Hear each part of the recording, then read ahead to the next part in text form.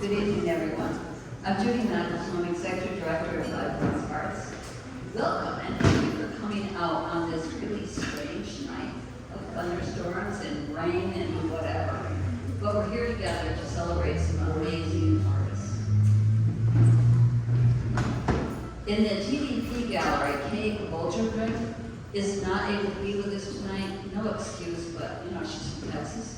And her work there in the TDP gallery is very interesting. We'll take time to take a look at it. In the West Gallery, we have Bob Calafiore's work, which employs a hand-built pinhole camera to create large-scale, one-of-a-kind prints. So, I have to say that I have known Bob for a very long time. He received, well, I've been around for a long time. He received his MFA in photography from the State University of New York at Buffalo, and his BFA in photography from the Harvard Art School. He currently lives and works in West Hartford, Connecticut, and he exhibits his work nationally and internationally. He has focused his artistic practice while administrating and teaching fine arts internally and externally from the University of Hartford, Harvard Art School, in which we have a very strong connection. His public collections are in Transfer Station in Cleveland, Ohio, Newburgh Museum of Art, the Albert Knox Gallery in Buffalo, New York, the Museum of Photography and Arts in San Diego, California, and private collections in Florida, New York, Massachusetts, Illinois, California, Connecticut, and Ohio. Yes. And I've known him since he was 18 years old. He is represented by Clamp Art, New York City, and Photo Relevance Gallery in Houston, Texas. Bob Calafiore.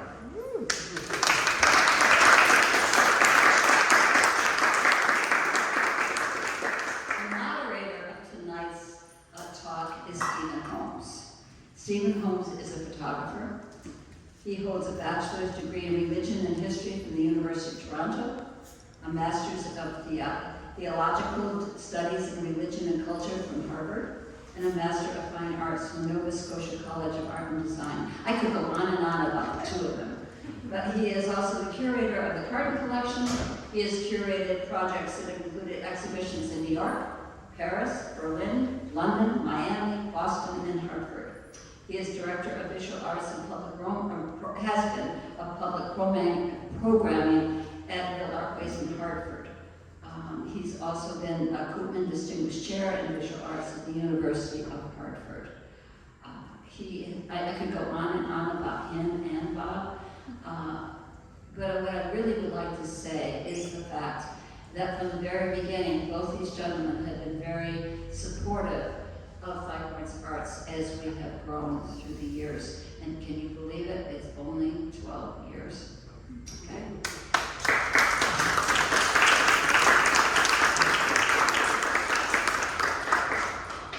So, the person who isn't here tonight, that is exhibiting in the East Gallery, is Wayne Burke. He was born in Torrington, Connecticut. He went to high school with Neil Jennings in Torrington. He graduated from Pratt Institute with a BFA and Yale University with a BFA, all full scholarship. His father, I knew as a baker in Torrington many years ago, he really didn't think his son should go into the arts. His story is amazing, and it's one that both Stephen and I will go into further because he isn't here tonight. What you should know is that he makes this amazing work that's now shown in our East Gallery.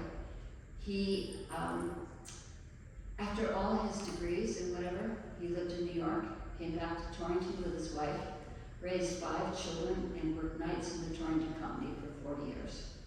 And all the time, made this amazing art that he curates and preserves as if it were a museum, and every piece should be in a museum. The first time I met him, he came in the 5 Points Gallery when we were just in the lower gallery, very early on. And he mentioned his name, and he wanted to show. And have a show here? And he said, because it's the only gallery space in Torrington that was worth my work. I said, what? We'd only been there like 3 months or whatever. And I went to his house and went to his studio, and I could not believe what I saw. I called Power Ruth, who was in our board at that time, and Power came out, and he looked, and he called it Wadsworth. This gentleman isn't here with us tonight, but we are certainly going to talk about him. Aren't we, Stephen? Yeah, okay. And so the other thing I'd like to say before I turn this over to Stephen is that Stephen, Wayne Herbick, and Bob Calafiore were some of the first people who believed in the fact that Five Points Gallery could become what it has become today. And so, thank you all. And Stephen, it's all yours.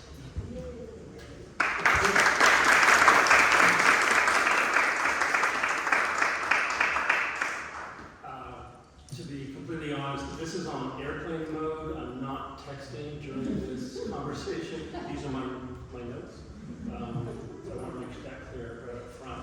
Thanks, Judy, and it's an honor for me to talk with Bob and talk about Wayne's work tonight, because I've appreciated Bob's work for a very long time and have been really overcome in a way with Wayne's work that I've only just become aware of. His story is amazing, and his work is amazing too. And my understanding couldn't be here tonight, but we definitely want to have his work be part of our conversation, which is what this will be. I'll sort of start off, we'll have some questions, and then we'll get into conversation, which I think is probably the best way to do this.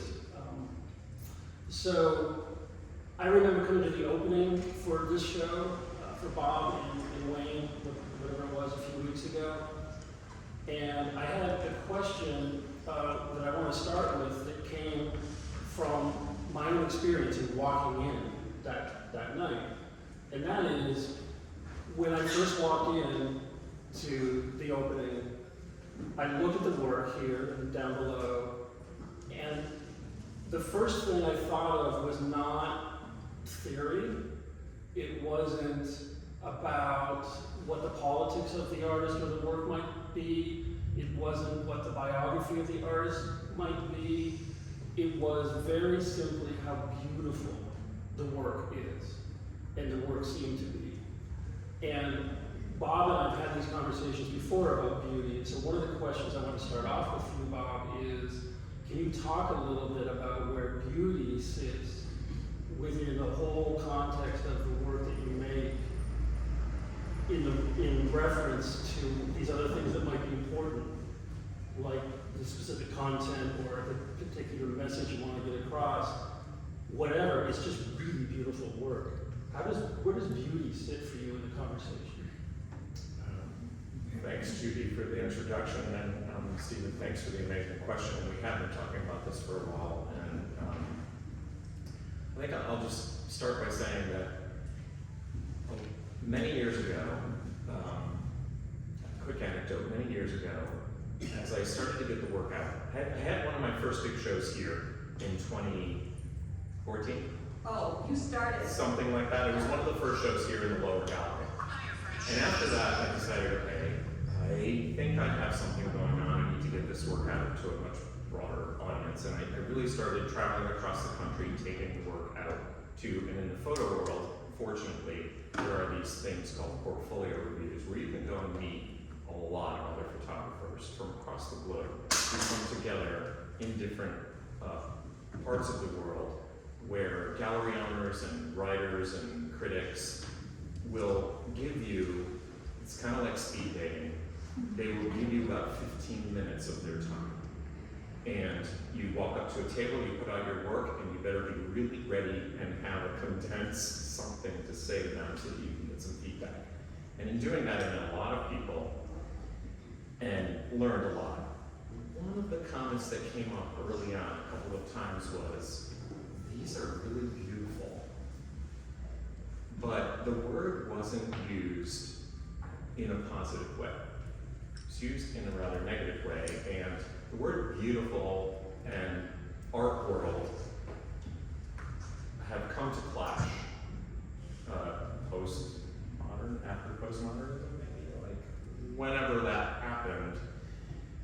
have sort of come, it's been a bit of a dirty word in the art world, from my perspective.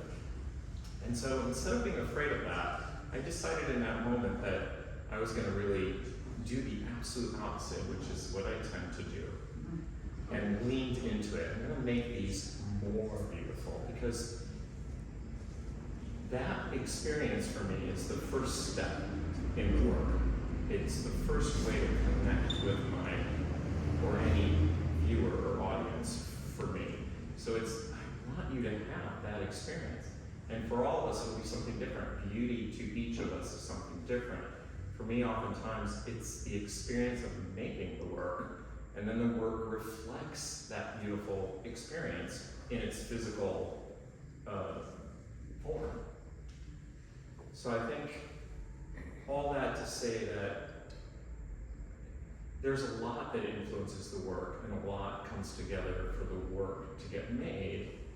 And I'm thinking about a lot of things, but that's where it starts. And I think I want that aesthetic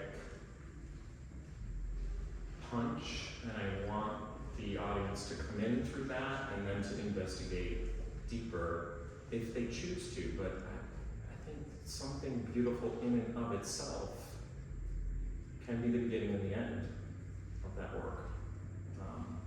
Does that answer the question? Absolutely, it answers the question.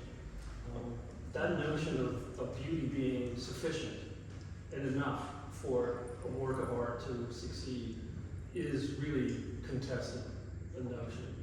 And I think in terms of your leaning into it, makes me wonder about the whole workflow of how you go from an idea all the way through to a conclusion, and keeping beauty in the center of that is evident to me, at least, in terms of what we end up seeing on the wall. But can you talk a little bit about that process of how the photographs actually get made?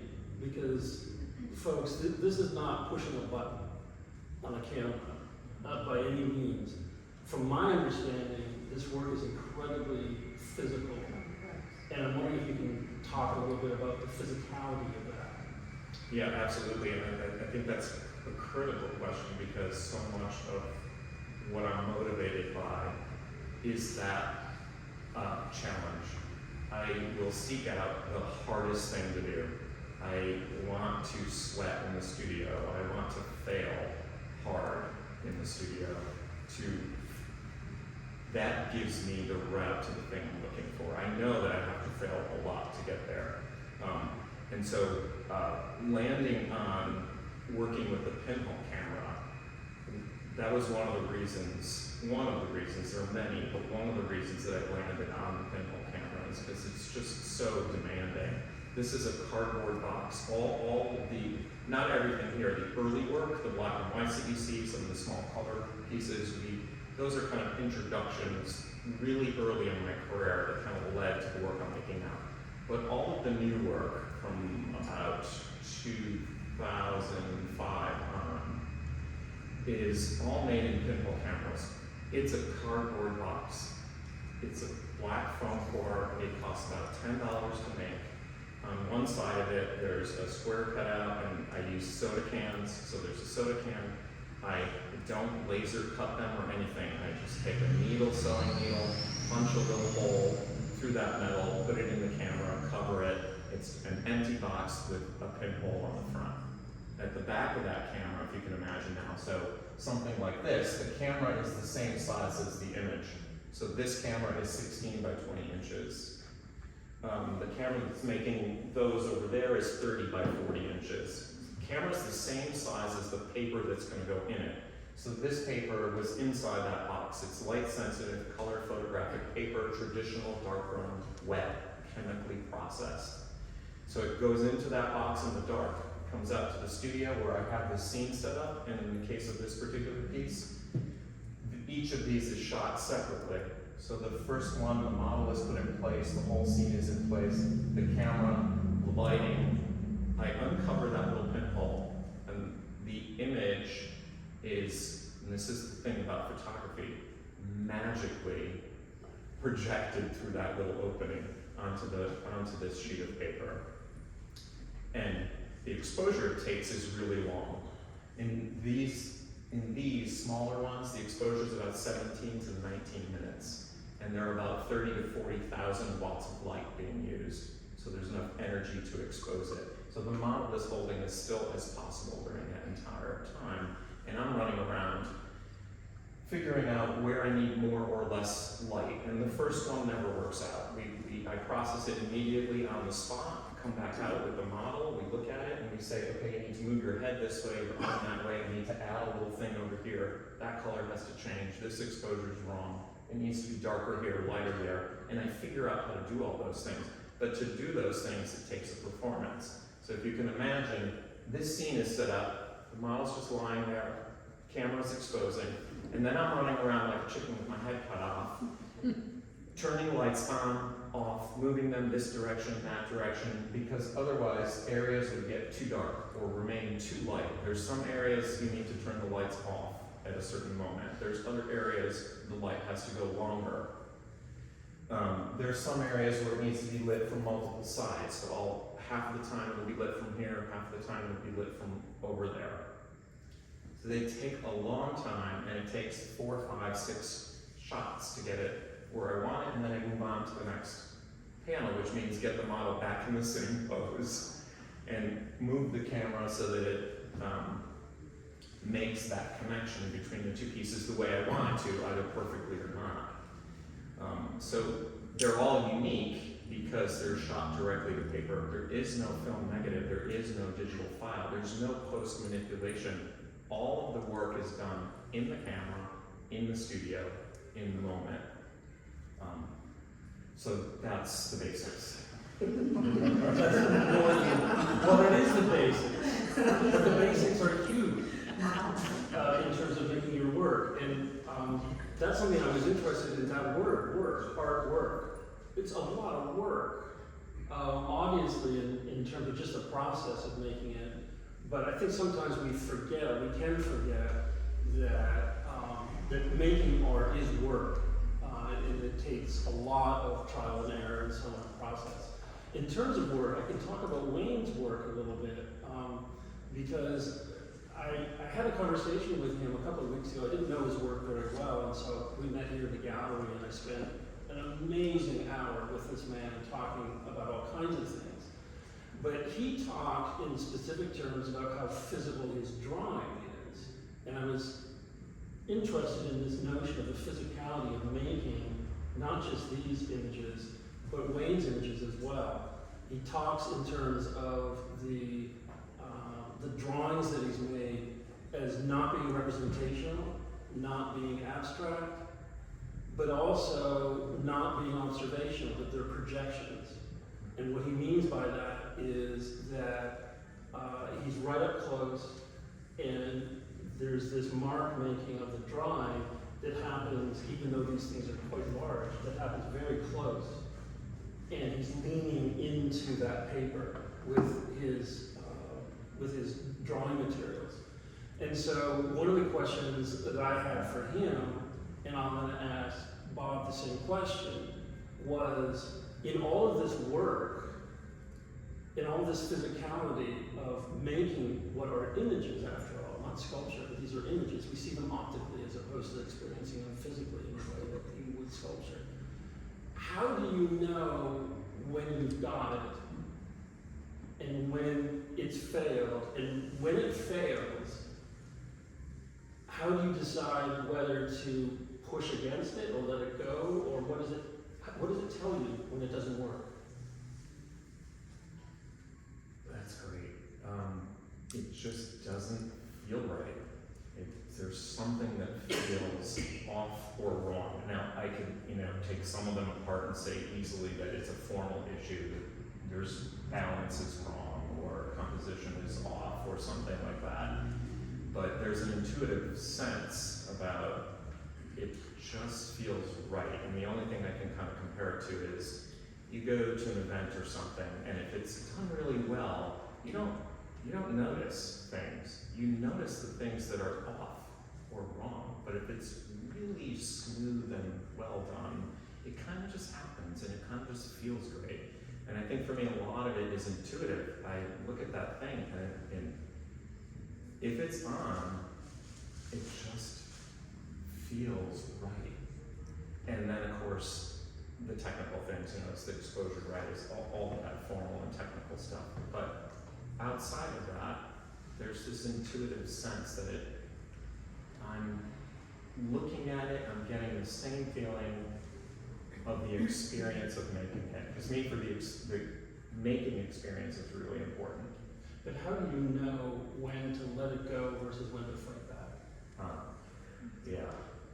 I normally will choose to fight back almost all the time for a little while, and then if it keeps, the struggle just keeps telling me no, this isn't gonna happen, no, I'll stop. And I'll put that aside. I will come back to it. Something will change in the time that you allow it to sit by itself. And it's really important for those of us who teach, it is really important to get students to understand that the work talks to you. It tells you a lot of stuff, and you have to be listening. It will tell you keep going, it will tell you stop. And if you're in conversation with your work, and I spend a lot of time just sitting and looking at my own work, I go back in time to early work, I look at the work I'm currently making, I look at all sorts of work, but my own work, I'm constantly in conversation with it. It tells you things. There's this, and I think so when I'm struggling, I will either just completely stop, push a little longer. If it keeps telling me no, I'll stop and move on to something else. But I don't know that I can pinpoint exactly what that is. If that makes sense. It totally makes sense. You just mentioned being in conversation with your own work and looking at it a lot. I had a great conversation with Wayne about this topic, which is what other artists or periods or ideas is your work in conversation with? Also a really good question and hard one, but I think I mentioned a few things. One, I think, I'm an 80s baby. I mean, born in the 60s, but college, art school, my development, I'm an 80s baby. And so the people and things I was looking at that time are people like Sandy Scotland, Cindy Sherman, Jerry Yulesman, Robert Mapplethorpe. These, for the most part, are studio photographers. Barbara Caston, Barbara Kruger. Barbara Kruger was the very first visiting artist who critiqued my work. She ripped me to shreds. And it was the best thing that could have ever happened to me.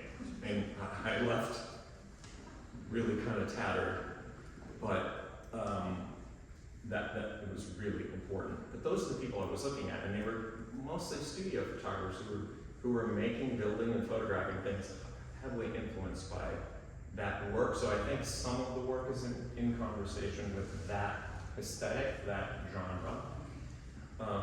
And then my historical interests, being a first-generation American born to a Sicilian parents who came here in the 40s, my exposure to the world was through them.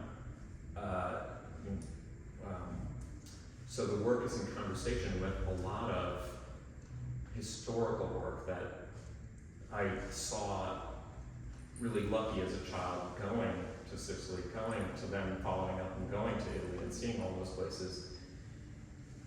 So the work of the Greeks, the Romans, the Renaissance, the Baroque, there's a lot of that. This piece here is absolute Renaissance, Baroque. Can you talk a little bit about that and what you've just been discussing? Yeah, I sat in churches a lot as a little kid, and I looked up at big stained glass windows and lots of statues of people and things and icons, and they clearly left an indelible mark on my brain, and I'm now spitting it out in this artwork. And so I think The experience of those places, the message in that religion, all of those things kind of coming together and now being squeezed out into this work. I studied it really hard in art history classes early on. I was just drawn to it, and so the work of all those Michelangelo sculptures, that whole slave series, that whole the Sistine ceiling, all of that stuff, that the sort of bubbly figures and voluptuous figures and kind of floating quality of those is here. You just used the word figure, a couple of times right in a row there. I'm going to connect it with Wayne's work as well. When looking at Wayne's work and talking with him, what became apparent really quickly is that he was in conversation with, he did his MFA, as Judy mentioned, he did an MFA at Yale in 1968. And so he was painting in the context of a very specific moment in history around figuration versus abstraction. And what he thinks in terms, what he says to me at least in terms of the drawings that you see there is he's looking to go right down the middle.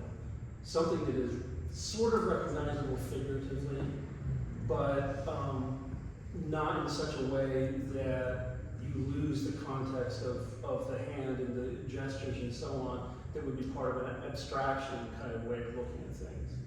So when I look at some of this work, especially the glass works, I'm interested in your take on that conversation between abstraction and figuration. We see them and we recognize what they are as objects, but as colors and forms, there's something really abstract about the images as well. Yeah, and when I'm making, I know that the image is going to end up being representational. You're going to recognize the things that are, at least some of the things that are there. But when I'm making, it's very abstract. I'm thinking about those things you're talking about. I'm sitting there figuring out composition and what color is this thing going to be, what shape, what negative spaces is it going to create, how is this going to create an interesting deep space for people to access. I'm obsessed with entering the photograph, entering the artwork and becoming part of it and being inside that little world. So I think when I'm making, I'm thinking very much about abstraction and the moments. I think a work can be representational but have really beautiful abstract moments. There's a better word for that, but so I think it's a back and forth. Even in some of the figurative work, like in the big green panel, all of that sort of lush, textured fabric that the figure's floating on. There's, pull that last panel with the foot away from the rest of it. It's beautifully abstract. It's an incredible abstract moment. So it's a back and forth for me, I guess. And I'm certainly acknowledging that when I'm making the work, I'm thinking about those color shapes and formal qualities that make up abstraction. These are words, right? Abstraction versus figuration. In terms of language, I remarked to Wayne, his artist statement is 2 sentences. They're both really short. Language and art have an interesting relationship. I think, for me at least, a big part of art is the communication of something that you can't communicate in language.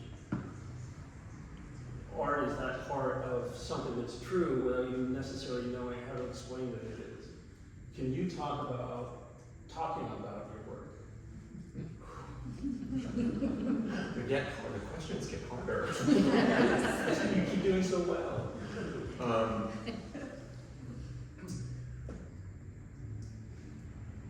Let's see.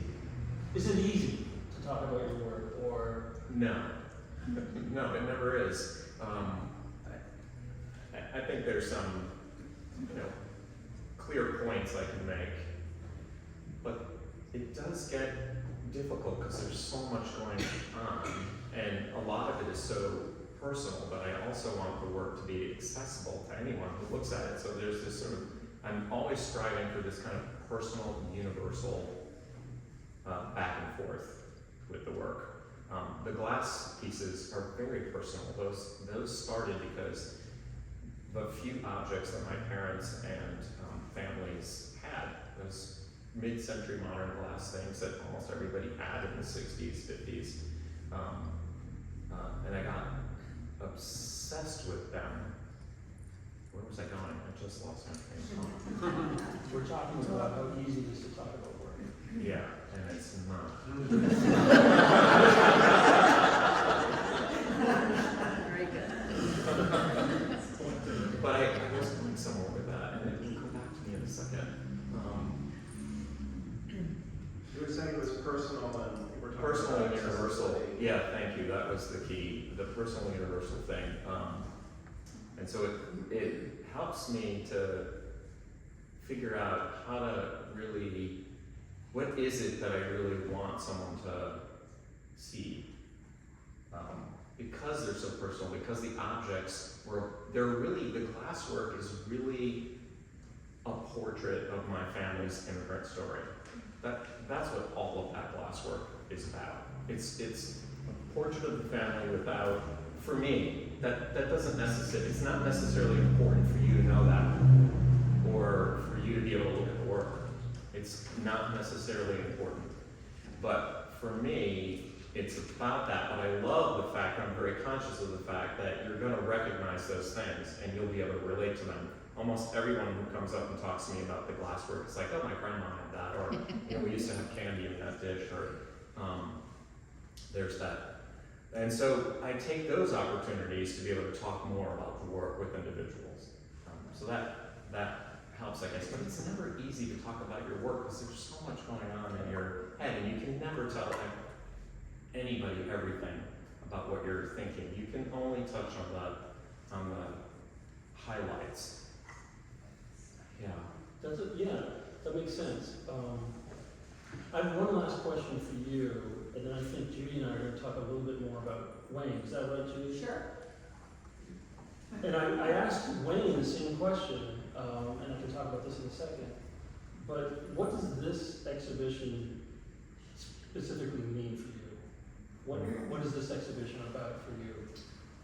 When the opportunity came up to do this, it meant a lot. Number one, just because of the connection to the first show and Judy and the gallery and everybody here who's so incredibly supportive, including all of you. But for me, it was an opportunity to see the trajectory of the work, because I'm thinking about how I'm going to go forward. And you and I talked a little bit about the new works and why I'm going larger, and the fact that they're a little bit different kind of animals from the rest of the work. And so this was an opportunity for me to really kind of think about all the work, where it's come from, and how that can help me figure out where I'm going next. I've never seen it like this. It hasn't been shown this way.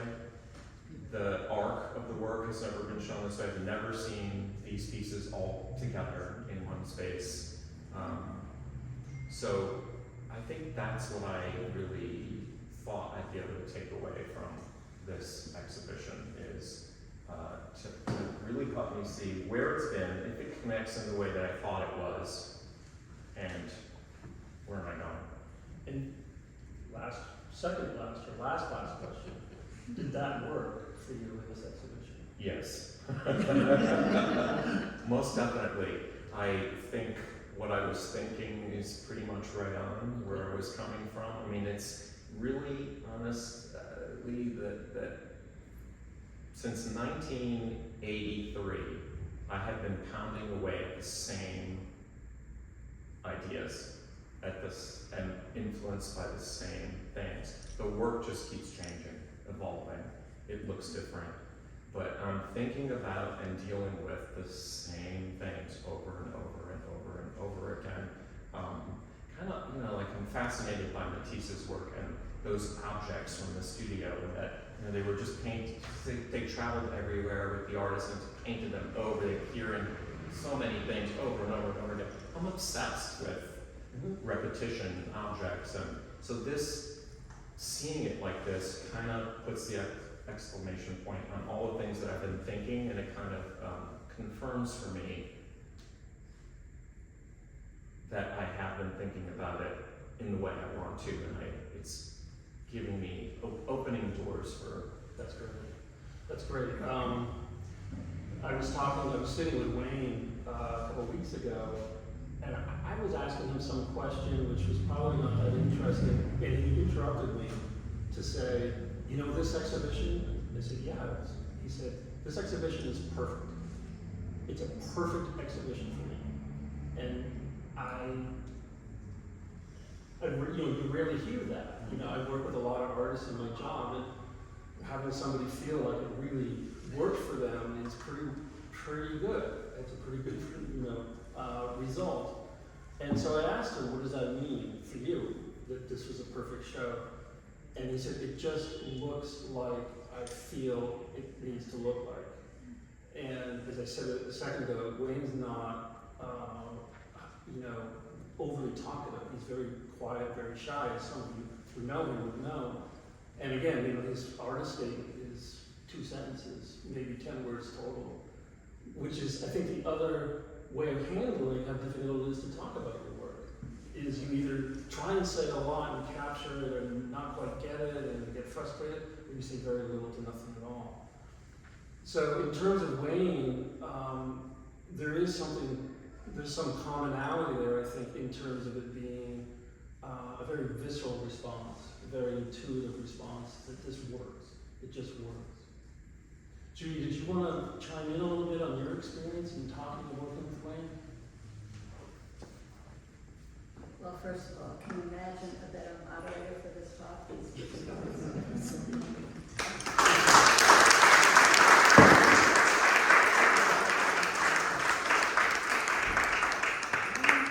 Wayne Herbrick, in my experience, is so unique. All that matters to him is to make art. And every once in a while, he'll trust somebody to show that art. Carl and I made a studio visit. He came to an opening and he showed me these tiny little pictures of those figures down there. He didn't say anything else, just showed them to me. And I said, so, we have really hundreds of artists waiting for shows in Five Points Gallery. Can you imagine that? And from the very beginning. And from the very beginning, Wayne Herbrick and Bob Calafiore believed in what 5 Points Arts could become. So he comes up to me at this opening, he shows me these 2 little figures, and I knew he meant something from that. And so again, a studio visit that Carl and I made, and you almost have to twist his arm to get him to agree to show what you think he should show. And yet he's always right about it in some ways. He wanted those pieces on paper to be shown. I wanted those pieces on canvas to be shown as well. So we struck a deal. The pieces on canvas could be on the back wall, and those others could be in the long wall and in the East Gallery. I should interrupt for 1 second to say, Yeah. he did say that. He said the canvases are there because Judy wants them. This over here. It was great. Yeah, that's right. And his space upstairs is this tiny little space. You can't imagine that he can do what he does in that space. And he does it in a way for himself. He said, my efforts concern form. Color and psychology can happen. That's all he says. He is the most pure artist. And I've met a lot of pure artists. He's one of the most pure artists I've ever met in my life. He resides here in Torrington, very quietly, does what he does because he's so committed, and he's not here tonight because, I don't know, he doesn't want any real attention. Yet his first show he had here at 5 Points in the beginning, there is a place on Midgeon Avenue in Torrington where a lot of people gather for breakfast, particularly on Saturday mornings, and I didn't know this, but Wayne Herbrick went there for breakfast every Saturday morning. And there was an article in the Republican American about his show here in 5 Points. And I heard from his family that when Wayne walked in the next Saturday morning after that publication appeared in the paper, the whole place got up and cheered. He worked at the touring company Knights for 40 years and made this art. It could be about any museum. And I don't think he really cares. All he cares is about making art. You know, color and psychology can happen. He's just, I mean, Stephen got it right away when we met him. You know, he's just... Yeah, what was interesting to me was just sort of putting the story together in my head. He went down to New York, he's from Torrington, he went down to New York, was in design, and then dropped out of design and took up painting, but he didn't tell his father that for 3 years until he graduated, and then said, actually, I'm not a designer, Dad. Dad wasn't too happy, etc. He ends up at Yale, does this MFA at Yale during a really interesting moment in the history of painting, and he's working at Yale when Al Held is running the painting department. And I ended up sitting with him for a long time, just listening to him talk about that period of time and the players on the scene in that period of time. And he knew this artist and he knew that artist, and what do you think of Frank Stella? And I knew Saul Witt, but he wasn't in my group, I was in this group, and just describing the scene of 1968 New York, the art scene. And then you fast forward to now, and he's been in conversation with these artists and with that particular history unbroken for 40 years, 50 years. And it's really striking, and I thought very much in terms of that question I asked you, Bob, about who you're in conversation with. And without question, he's still in conversation with the history of abstraction and figuration, and that's what those drawings are about.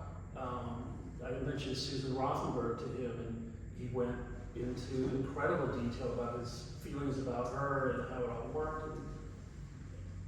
Anyway, I mean, he's a remarkable individual, and I think that's something that is obviously coming across from me and Judy, but the fact that he doesn't really want to talk about it so much as just do it is one of the markers, for me at least, of a particular kind of artist that's for real, that they're an artist, for sure.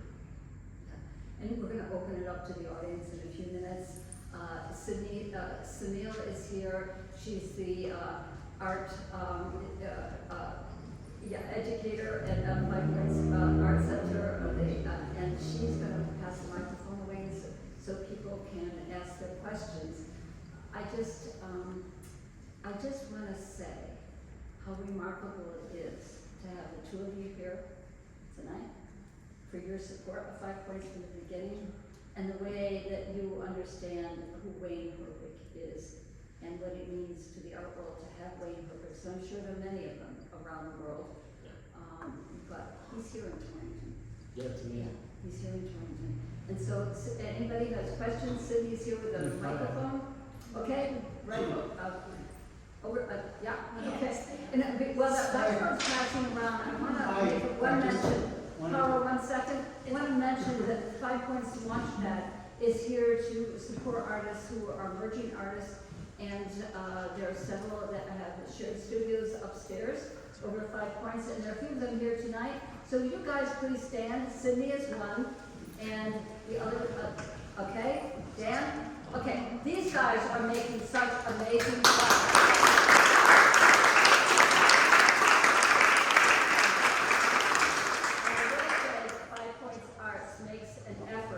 To hire as we can for those qualified Launchpad artists to become part of the 5 Points Art Center and the downtown galleries. And we are so proud to have that young energy mixed in with somewhat older energy.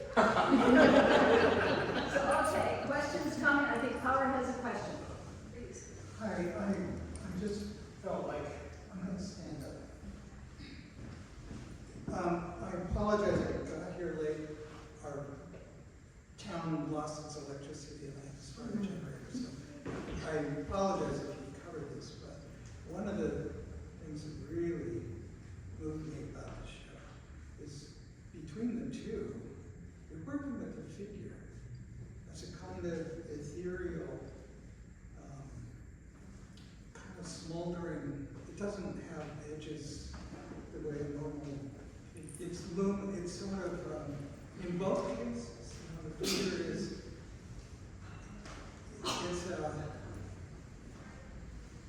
it's a conjuring up kind of. We recognize the figure, but it isn't. Wayne did talk specifically about that. I think we said that just before you got here, Carl. Yeah. But he talks about those drawings being an attempt at moving straight down the middle between abstraction and figuration. And that the figuration has to be barely there for him. Right, yeah, he told me too. I was talking to him at the opening about how he doesn't know where the line's gonna go. He just doesn't. Right. He's just reflecting on how it feels to be there. He talks about projecting the drawing rather than observing the drawing. Yeah, but then look at what Bob's doing with the figure. And your process is one in which you feel like you're doing something in photography that's just astonishing because most photography you forget about the light. You know, it's all about light, but then there's this sort of solid thing that shows up. And you have, it seems like every image is emerges from light, lives in light, is nothing but light. And aren't we all that? Light. Yeah, and just such a compliment with Wayne's drawings, which are just a line, a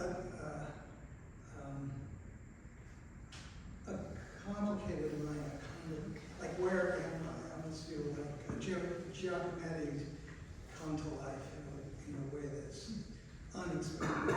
But your pieces are unbelievably caught up in this smoldering, magical, ethereal space.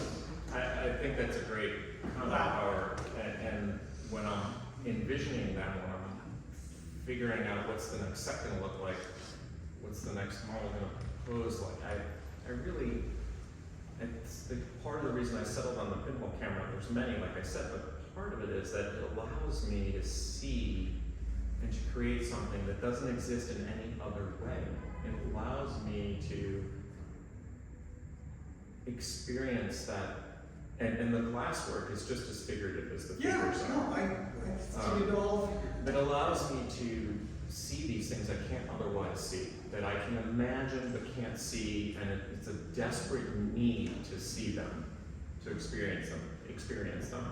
And the unique quality of the pinhole camera is the only way I found to get me there.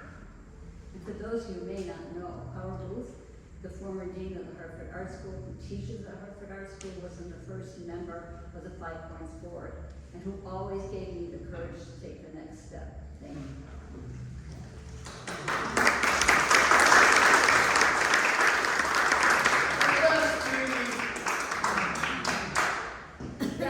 Yes, a microphone coming both ways. I have a question. Oh, there's a microphone coming, just 1 second. There's one person answer the question, and we'll bring the microphone down to you, okay? Thank you. There are two things I want to comment about, but the first one is going to involve a much longer answer, so I may forget the second question or comment. To your point, the previous speaker, this is all about light, and one of the things I want to respond to, and I missed your name, the moderator, Stephen Holmes. is that this is all about light. And one of the things that has struck me about Rob's work and how much work is involved is he had to build a palette.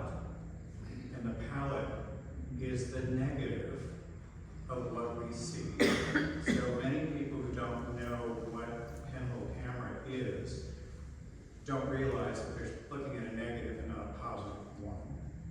And what I learned from Rob when I met him in 2009 was that the negative of a fluorescent light, an incandescent light, an LED light, each one of those light sources produces a slightly different color.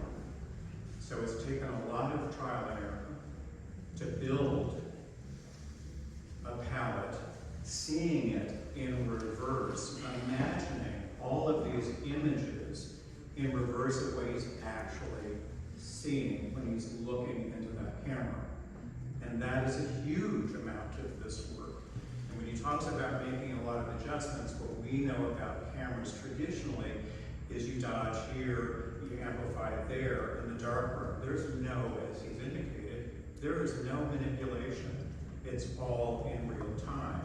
And we're going to come up with this very sophisticated palette that we see today versus this, which is much simpler, has taken an enormous amount of time and effort, and a whole lot of chance. The second thing I wanted to comment about, if you can indulge me, is one of the things that's very striking about what he calls the stacked pieces, these pieces of carnival glass, time store glass, goes back to, and I think resonates for a lot of us, in our first visual encounter with everyday tabletop stuff. Stuff that is cheap, stuff that's mass-produced, but stuff as a kid you see in a very different way. You get fascinated by surface and by color beyond its utility, and it becomes special in a sentimental way. What's remarkable to me about these is you've taken something mundane and made it precious, and it reflects that young mind's perception of image and color and reflection, which is extraordinarily interesting to me. And a turn, as you were developing this, that's not really represented, I don't think. Mine is to a degree here, is that there is an interesting thing with reflection that created a series that I have a piece of that made a Gothic arch and suddenly created this niche that brought something historical, medieval, or Gothic to your work, which I found very interesting. The last thing is, yes, it's all about your education, it's all about your family, it's all about history going back to ancient time, which makes it incredibly remarkable to me. Thank you so much. I'd also like to make the comment that Bob Calafiore will be teaching a pinhole camera workshop at the Five Points Arts Center this summer. Got it? Okay. Got it. All right, now we have another question here. Sir? Yeah, I actually have a question. I'm curious, Bob, it's a terrific show, by the way, so I've already told you that, but on your figure pieces, you've got them segmented, and which is really kind of interesting to me, because it's almost like a denial of the corpus, it's almost like dismembered figures. If you had your preference, would these things be whole? In other words, if you could do it, making whatever kind of you make, would you actually make, for instance, that panel, the one in back of you, as a single unit, or is that break and kind of dismemberment part of what your intent was? That's a great question, and at the moment, I don't see myself needing to or wanting to make these as large single prints, because the breaks for me are opportunities to move in and out of the space in these really kind of sometimes fun, sometimes awkward ways. And a single image, like for instance, this figurative piece here, you can see where the center panel connects with the bottom panel. The scale is a little off. The size of that pie doesn't work as it gets to the knee. It's not quite right. There's something there's an energy that happens in the shift between panels that I wouldn't otherwise get in a single shot. There's something that would be missing, like the foot in the large panel, the large piece at the back that we keep talking about. The way that foot doesn't quite align and it does look dismembered. There's something fascinating to me about that. It wouldn't work in a single image. Whether I get to a place where I want to make single images that work, I don't know. It was interesting because you do that with the non-figural stuff. It's only the figural pieces that seem to be. The glassware, we're not showing any here, but that's where the panel pieces started. If you look on my website, you'll see that like that red piece at the back, that's actually a 4-panel piece. We're only showing 1 panel, but that piece is 4 panels that connects. And there are a number of glass pieces that connect between panels. And if you look at those, sometimes they connect perfectly and sometimes they don't. It just opens up a different world for me in those misconnects or connects. There's an energy that exists in that space where you're not seeing anything. There's something there. I love the way the eye brings them together, but not quite. So I think for the moment, I don't see myself. If I could, I don't think I would be doing it right now. Yeah, it's a great question. Sydney? Yeah? Someone up here in front? Somebody up front. Okay. I wanted to understand more about how you, for instance, in the picture behind you, there's such a variation of color. You were saying that you do all of that with light. I mean, even those little things, I don't know what they are, floating? Yeah. What are those? So I mean, I can describe it a little bit technically. So if I want a green flowing piece of fabric here, if I want that to be green, because we're looking at a negative, this is in reality, if you came to the studio, this is bright pink fabric in the studio. Huh. It's an inversion. The reason the figurative pieces work for me is that most of us here shot film and know what film negatives are. If you look at film negatives and you look at a figure, a person, the skin tone is typically, it's bluish, it's Smurf-like. It inverts because then when you blow that back up to an enlargement, it reverts back to its original color. In the case of exposing paper directly, there's something that happened when I started shooting the figures, and that's why I kept doing it. There's something that the paper doesn't have the same capacity, it doesn't react the same way as film does. So it's not inverting the flesh tone to a bluish cold tone. It remains fleshy. Because if these were blue figures, I would have stopped day 2 of making them. They would be so corny, and at least, I don't know, maybe I would have pushed forward and found a way to make it happen, but I doubt it. They work because they're fleshy, so the color comes from the object itself, and then the objects are really brightly lit with a variety of white lights, different kinds of white light, but there is no colored light being used. So this blue is an orange tissue paper. These are blobs of tissue paper. These pink leaves are fake artificial leaves that I have tied onto the branches. Oddly, the branches remain their brownish branch color. They're not invert. Some things just don't react the same way. So it allows magic to happen. It allows unexpected things to happen. Yeah. So that's the colors coming from the object itself. Well, it seems to create texture, almost, the way I see it. Yeah, that existed exactly the way it is in the studio, except everything except for the figure and some things are the opposite colors. There, nothing happened outside of the moment that picture was taken. Nothing else happened to the print, or there's no manipulation. It's the color comes from the objects. But we talked about palette a little bit.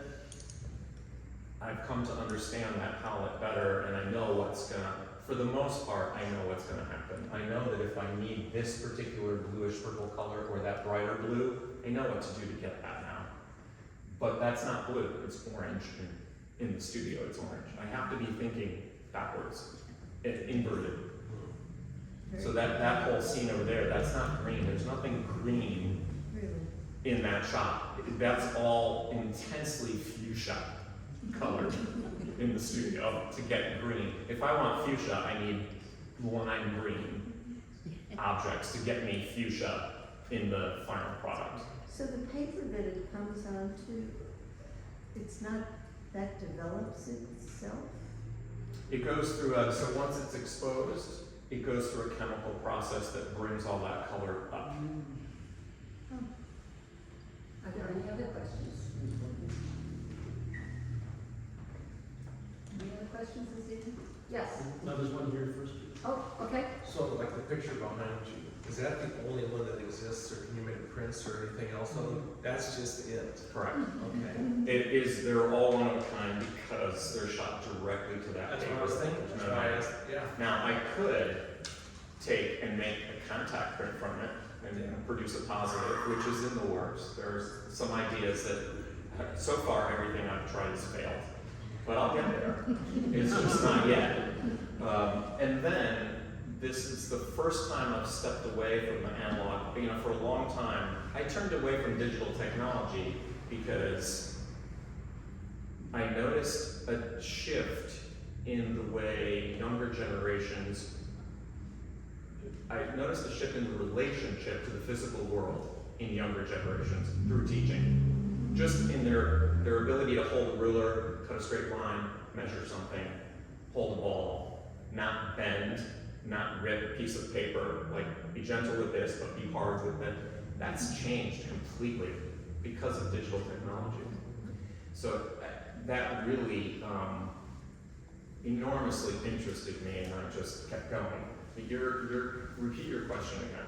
Just that's the only thing. Yes, right, the uniqueness of it. So I've been struggling to figure out how to bring digital technology, if I even wanted to. So the only two pieces here are these enlargements. So what I can do is take a high resolution scan or image of this and then produce inkjet prints that are, so that piece at the back, those are inkjet prints. Okay. They're an enlargement of these original C prints, which are one of a kind.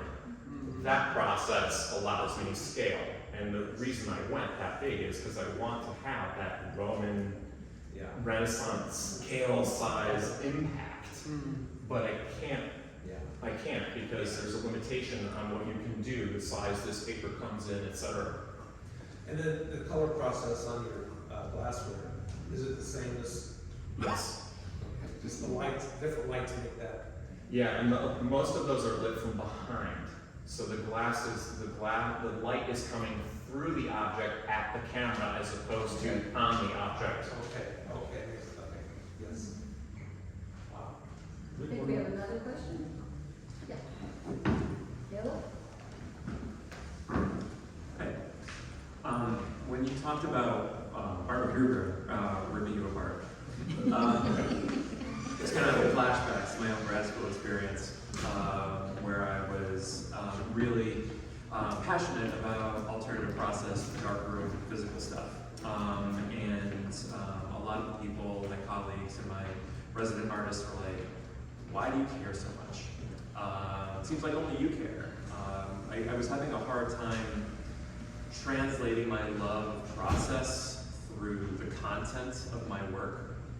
So my question is, how do you resolve process and content? Like, what comes first for you, and how do you, I know you talk about beauty as being a very important thing. Is it with objects that you're selecting, and the models that you're selecting, that you're getting that beauty? Is that the ultimate goal? I think to sum up, like, how do you connect process to content to get what you want to get? I think they both kind of came at the same time. I mean, the way I select things, it's my relationship to them. I mean, the figurative work has been, I've been making it a long time.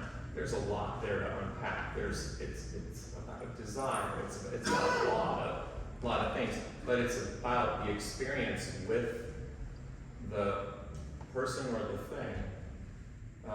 But I think the process and the content sort of came at the same time. I don't know that I picked one. Well, no, that's maybe not true. Because I've been building and photographing still life since the beginning. So I guess that process, that way of working came first. And then content filled in from there. It got more and more complex, or I started to understand it more and more. I mean, a very funny moment in my young experience is Mary Fry, who's was a mentor and a teacher and now a colleague. She's an amazing artist and photographer. Just put out a new book. Look her up if you don't know her. She came to my parents' house once, right around my senior exhibition, and we had a dinner, and Robert Cumming was there, who's now deceased, but another incredible artist. And she walked into my parents' living room, because I'd been having a hard time talking about my work. She walked into my parents' living room, she came up behind me, then you could do this, and now she'd get sued.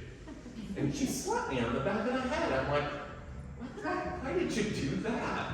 She's like, why are you having such a hard time figuring out where these things are coming from? And she walked me around the living room and like, here's a column and here's a statue of a Venus with like oil and all that, like sitting on the cabinet, and you know, here's this and here's that. It was all right in front of me, but it's so close to you. I didn't know that was the content of my work in that moment. But so the content has grown from there, but I guess the way I work, came first. Other questions? Anyone? Yes. Okay, so as we end this evening, I want to say how special this was for me. Both Stephen and Wayne and Bob have been so supportive of 5 Points since we started in 2012. And now we have shown since 2012 artists from almost 37 states and 13 countries in downtown Torrington. And also Carl Booth, who's here on our first court, the belief in what we could become and have become and will grow to become even greater is because of all of you here, and especially these gentlemen who have believed in the power of the arts to enrich and save lives.